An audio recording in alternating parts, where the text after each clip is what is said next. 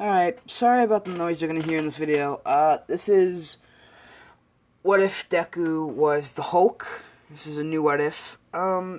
So, yeah. Also, this is Hauser. I am signing in, and I'm going to do this what if. So, we start off, Deku being born. You know, he's born, he's average, you know, he's kind of smart. He has a tendency to be really, he's really smart. He doesn't really have any tendencies. He's kind of invents stuff using just random stuff. So he's really smart, and his father is in this what if. He's gonna be an alcoholic, of course, just like the Hulk's father. And he abuses Deku a lot. He hits him, you know, all that. Deku's mother's the only one who really cared for him, and so one day, his father, this is going to be really dark, murders his mother in front of him. Of course, his father gets arrested by the police, heroes come and all that, and this is around when Deku was 4, so, you know, he lost his mom at a really young age to a traumatizing thing. And, yeah, so, Bakugo's mother, I'm sorry, I don't really remember her name, will adopt Deku because her best friend's son had to witness his mom die, and she wanted him to have a loving family, so she adopts him. And around age 4, she takes him and Bakugo to the doctors to see what their quirks will be. Now, they find out Bakugo's is the explosion quirk, and Deku's is, he has a quirk, and they know this, but they don't know what it is yet. So, they do some tests on him, and, one of the doctors gets Deku really upset, and so he starts getting a little bigger, so he's around age 4, so he's like, you know, 3 feet tall, and he gets, like, he becomes 4, 5, he becomes 4 feet, 4 feet, 5 inches tall, and, then he begins to get a little bulkier, or whatever you want to say. And he starts turning green.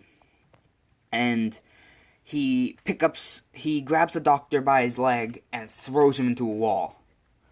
And so now this is a separate entity. This will be the Hulk, who is pretty much, in the comics, Hulk is basically a split personality for Bruce.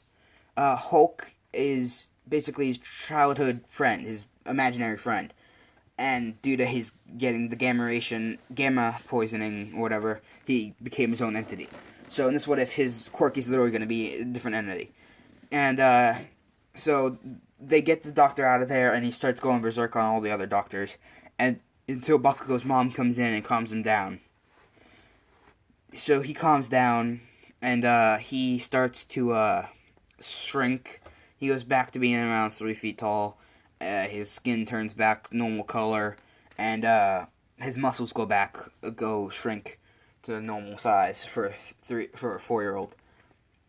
And he then collapses on the ground. He's exhausted, and the doctors then call his power Rage, because when he got angry, his quirk activated and he attacked. So they call it Rage. And they want him to try to control his anger, stay as calm as possible. So throughout his childhood, Bakugo and him were really close. Bakugo was always impressed with his quirk, being able to throw full-grown adults across rooms at age 4. Now, at age, we'll say, at age 6, they were at school together. Bakugo and him were playing on the playground together, and this kid walks up to him and pushes him over, calling him a loser for not using his power, his quirk. And Bakugo stands up for him, saying that the only reason he doesn't use his quirk is because he doesn't want to be a monster like you, who attacks people and hurts them. Now, of course, Bakugo's going to be a lot different to people in this what if, because of Deku being his adopted brother. So so this kid kind of gets upset and starts like attacking Bakugo, and two of them get into a fist fight. And Deku gets angry and angry and angry, and he's age 6, so he's already like, he's like 4, he's already 4 or 5. He grows up to like, he grows to 5 feet tall and 9 inches, so about, like, he's like an inch taller than me. And he starts turning green and big and muscular, and he's about the same size as we'll say he's the same size as Muriel, and the same muscle build and everything.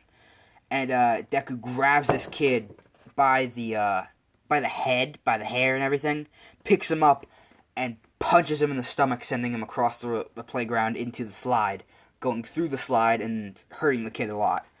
And Deku starts breaking things, throwing things around, and he goes to the little merry-go-round they have, where you like hop on, people spin you, and he picks it, pulling it out of the ground, and throws it. Now, Bakugo starts trying to calm Deku down, and it starts to work. He starts to shrink. He shrinks back down to like 5'2", and starts getting a little less muscular, whatever. And he so he starts to shrink, and people realize that when he's angry, he's like, that he needs to be calm. So a lot of the other parents come and try to calm him down as well, and it starts working. And he shrinks back to his normal size, and he passes out pretty much, and he wakes up in the hospital, strapped down with a bunch of the straps basically, and he's being restrained because they don't want him to get upset. And so at age 6, he gets released from the hospital, as the police know that it wasn't him attacking, that was a whole separate entity. And so people have been warned not to make him upset, and Bakugo does his best to keep him happy. So Bakugo and him are really close friends, and he started doing meditation, stuff to keep his cool. And around age 8, he learns the secret that the Hulk from the MCU does, where he's always angry. He's never calm. He just controls his anger. And he learns how to target it. So he learns how to control the Hulk a little bit better. So he can make the Hulk target certain people. So when he gets angry and turns into the Hulk, in the mind, he fights over for control with the Hulk. And the Hulk is his own separate entity. And the Hulk doesn't want to be seen as a monster. So the Hulk says to young Deku, or Zuko, since no one's called him Deku, except for that bully did call him Deku, so that's his evil nickname that the bully made for him. And Bakugo turned it into something positive, because why not? But Deku, he gets attacked. By a villain. It's not the sludge villain, it's just a random one-off villain who is breaking into Bakugo's residence to steal some stuff. And it's just Deku and Bakugo at the house, and the father. The mother is at work, and the father's there taking care of the kids, because it's, they don't have school that day, because we'll say it's like a holiday, and someone has to stay home for the kids, and they couldn't find a babysitter, so he was staying there. And this guy's quirk is pretty simple. He can make knives, like, spoilers for season 4, I think it's the newest season of My Hero Academia, and episode 5. Kirishima, in this new episode, and spoilers, please don't watch this video up to this point, Kirishima gets attacked by this guy who can make really long, make blades appear out of his body anywhere. So this guy kind of has the same type of quirk, but he can only do it out of his wrists. So, like, if he bent his wrist, it would be kind of like Wolverine, but if he bent his wrists, big, like, kind of katana-like blades would pop out. And he starts attacking Bakugo's father, and he slashes Bakugo's father on the chest, and Bakugo's father falls, hits his head on the table, and knocks himself out. Bakugo attacks the villain with a small explosion. This is around age 8. And is trying to protect Deku and his father, and this villain swings at Bakugo, and Deku jumps in front of it, getting hit in the arm across the forearm, cutting him pretty deep. And so Deku starts to get angry, and he's trying to stop himself from turning, but it's too much, seeing his stepfather get hurt and his stepbrother about to die, and then him jumping in front and feeling the pain. He gets angry, he starts growing, and he's now 6 feet, 5 inches tall, with the about like Muriel's built, but like double it, so pretty big. And he punches this guy in the stomach. Now, this version, 8-year-old version of Deku, can use around the same strength, about 50% of All for One, or One for All, whichever one it is. I don't really know the names that well. But he can also take about 50% to the chest without feeling much. But basically, so this villain goes flying into a wall, and he stands back up, and he's pretty hurt. He pops out a blade, and he charges at Deku, slashing at his chest, and the villain's blade breaks, hitting Deku's chest. And the villain screams out in pain as the blade was part of him. And Deku just swings his fist downwards, hitting the guy on the head, knocking him out. And he starts, like, throwing stuff around the room. You know, picks up the villain by his leg and tosses him through out a window, going outside. And Bakugo starts calming him down, and it starts working. He shrinks back down to around 5 feet, and he's about the same height as in canon, so he's like 5'7", maybe 5'8". He shrinks back down to 5'10", and then his skin turns back to normal, and he starts shrinking and shrinking.